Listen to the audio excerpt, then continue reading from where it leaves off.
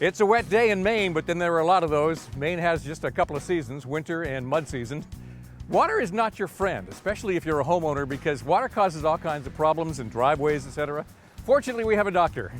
Chris Nickerson, the gravel doctor. How you doing, Bob? It's real good to see you.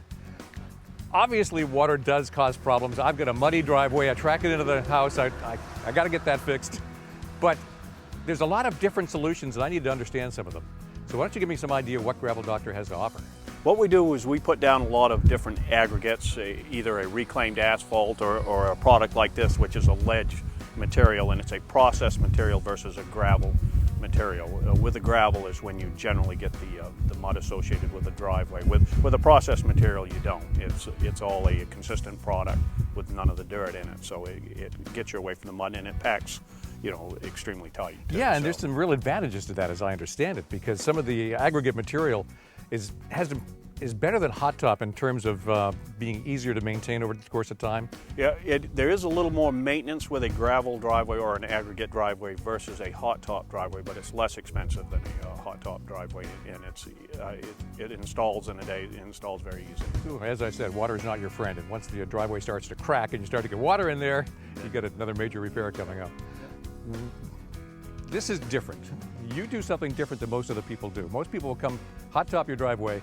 Gravel Doctor is different, and part of it is here. Yes. Well, certainly the equipment is a big factor in what I do, because it's a combination all in one. I actually have a roller that hooks on the back, so it's actually 3 machines in one. But this process right here, this is what scarifies the driveway and actually tears up your driveway surface. You can see a little bit what I've done back here is that's what we call scarifying. What that does is, in effect, destroys the surface of the driveway. It takes all the structure away from the driveway, so if you have potholes, it takes all that structure away, so it gets right down to the bottom of the pothole. And then, of course, you can crown or shape the driveway with either machine, either the 9-way blade or the Gravel Doctor itself. I'm assuming over the course of time, when you have a driveway that's not hot top, when you have an aggregate material of some kind, that you're going to have issues of getting a little bit of rutting, a little bit of water runoff. So it's going to take that kind of maintenance. Do you do that afterwards? Oh, absolutely. Any driveway I install, I offer a maintenance program where we initially put the driveway in, and then over the course of time, whether it be 2 years or 3 years, if you start developing any potholes or ruts, you give me a call. It's just a light scarifying, regrading, you're right back to the day you put it in. So. All right, 2 more key questions. How big a job can you do, and how far would you do it? I've done roads 2 miles long. Is that right? Oh, yes. Yes, especially, it all depends on what the customer would like to have done.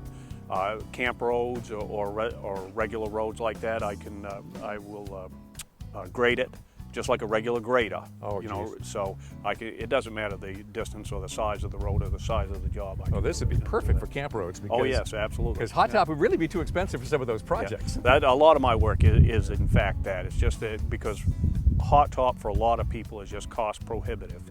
Yeah. And this is a less expensive a way to maintain a road. How about a commercial parking lot? Oh yeah, do it all the time. Okay. Yeah, absolutely. I do a lot with apartment houses, you know, commercial businesses, that type of thing. Do you have a routine maintenance plan? Oh yes, with a business or a camp road, I go in either the first of the year or the end of the season, or both. Some people like to have it done in the spring and the fall as well, and it just takes care of it. That kind of takes the stress out of it, doesn't it? Oh yes, it does. Yeah.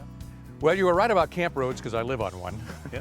And it's not just the surface of the road that's a problem, it's ditching. Oh, It yes. seems like we're always ditching that sucker. Yeah, when you put it on a road, you should have some kind of drainage plan, and that drainage plan includes, you know, some form of ditching. And of course, with a camp road or with any road, if ditching is required, we bring in an excavator in and a bucket and make a nice ditch and clean the ditch up, and just so you can control the water. Because if you put the driveway in and you don't control that runoff of that water, it doesn't take long to really destroy a driveway. You've kind of wasted your investment. Yeah, exactly. If you do the one and not the other, exactly. proper ditching is important. We also, if someone on that property needs stumps removed or needs something dug out, we also do drainage, you know, as far as putting in drainage systems and things like that. If you've got like problems around your garage, you need to channel water away, we also do that as well. Do you have all your own equipment for doing that, or do you have to contract some of that out? No, I have all my equipment. We do a lot. Also, what we do, especially with a camp road or we do a lot of culvert work. We put in culverts and that type of thing to help control the ditching and that type of thing. So. Well, once again, Chris, it has been a pleasure. You've taught me a lot today.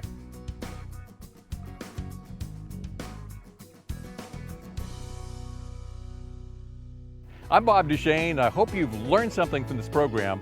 Not only how to take care of the outside of the house, but also some of the furnishings inside the house, and to do it on a good budget. So if we've saved you some money, great. Please do go visit some of our friends from this show. Join us again next time for It's All About Maine.